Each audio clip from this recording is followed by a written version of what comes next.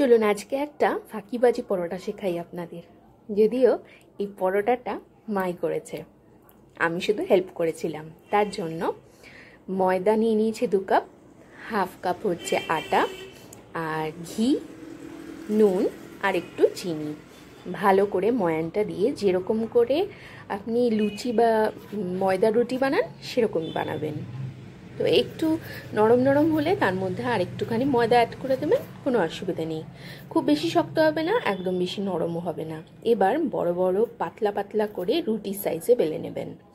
আমি এখানে রুটিটা বেলে নেওয়ার পরে বাটার দিয়েছিলাম, বাটারটা ফ্রিজ থেকে বার করে দিয়েছিলাম, তাই হাত দিয়ে যখন ভাঙতে গেছি একটু জায়গায় রুটিটা ছিঁড়ে ছিঁড়ে যাচ্ছিল, তাই আপনারা মেল্ট করে দেবেন। কিন্তু তার উপর থেকে ময়দা ছড়িয়ে দিয়েছি।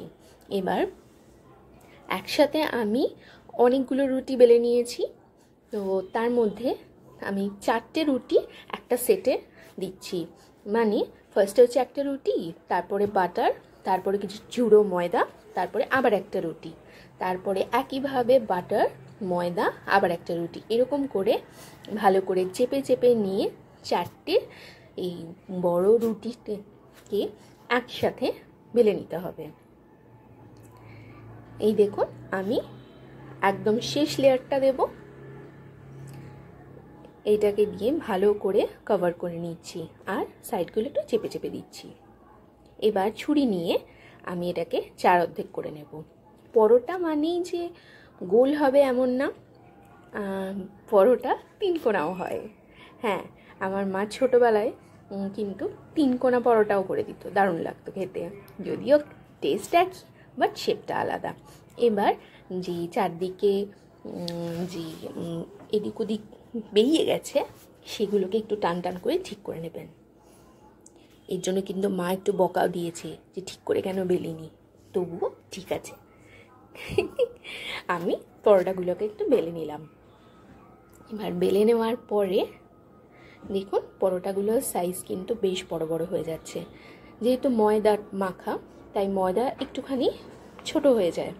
এবার তেলের মধ্যে সাদা তেল ব্যবহার করেছি, তার মধ্যে পরোটাগুলোকে ভেজে নিচ্ছি। এপিট ওপিট করে ভালো করে ভেজে নিন, খুব কড়া আঁচে ভাজবেন না, মিডিয়াম আঁচে ভাজলেই চলবে। এইবার যেই ট্রিকটা সেটা হচ্ছে, আমাদের একটা একটা পরোটা ভাজতে কতটা টাইম লাগতো বলুন তো। একসাথে দেখুন 4টে পরোটা ভাজা হয়ে গেছে। হ্যাঁ, অবশ্যই আপনাদের যদি বাচ্চা থাকে তাদের টিফিনে দেওয়ার জন্য এরকম পরোটা দিতেই পারেন। এবার দেখুন এক একটা লেয়ার পর্যন্ত তেলটা ঢুকছে। বাচ্চার সঙ্গে বাচ্চার বাবাকেও কিন্তু দেওয়া যায়। তো এবার দেখুন এপিট ওপিট করে মা ভেজে নিচ্ছে। পরোটাটা কিন্তু যেহেতু ঘিয়ের ময়ান দেওয়া হয়েছিল, খুব খাস্তাও হয়েছে। আপনারা চাইলে ঘিটা একটু কম ব্যবহার করবেন, সাদা তেলও দেবেন, তাতে কোনো অসুবিধা নেই। যদি ভালো মাখা হয় পরোটা কিন্তু খুবই খাস্তা হয়। এবার খুব বেশি খাস্তা না, আবার খুব বেশি নরম না, এরকম করে পরোটাটা ভেজে নিয়েছি। এটা সেকেন্ড পরোটাটা ভাজা হচ্ছে। প্রত্যেকটাতে কিন্তু 4টে লেয়ার আছে। দেখুন লেয়ারগুলো কীরকম খুলে আসছে, আর পরোটাটা ফুলেও যাচ্ছে। এদিক ওদিক করে ভালো করে পরোটাটা ভেজে নেওয়া হচ্ছে। আরও যদি বড় কড়াই হতো তাহলে মনে হয় ভালো হতো। আপনারা চাইলে আর একটু বড় কড়াইতে ভাজতে পারেন।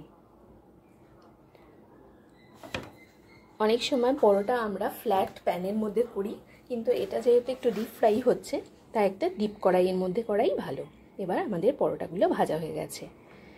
ভীষণ খাস্তা পরোটা হয়েছে, দেখুন পুরো মচমচে ভেঙে যাচ্ছে, এক একটা লেয়ার কিন্তু বোঝা যাচ্ছে।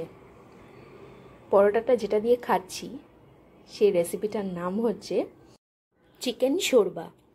পরের যে রেসিপিটা দেখাবো সেটা হচ্ছে চিকেন শোরবার রেসিপি। আর দেখুন প্রত্যেকটা লেয়ারও কিন্তু খুলে যাচ্ছে। এইভাবে পরোটাটা করে দেখুন, আশা করছি খুব ভালো লাগবে। আর যদি মনে হয় লেয়ার আরও বেশি বাড়াবেন তাতেও কোনো অসুবিধা নেই।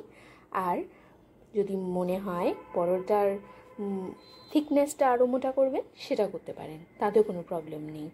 কিন্তু এতে কি হয়, খুব তাড়াতাড়ি অনেকগুলো পরোটা ভাজা হয়ে যায়। আমার সঙ্গে থাকবেন, পাশে থাকবেন।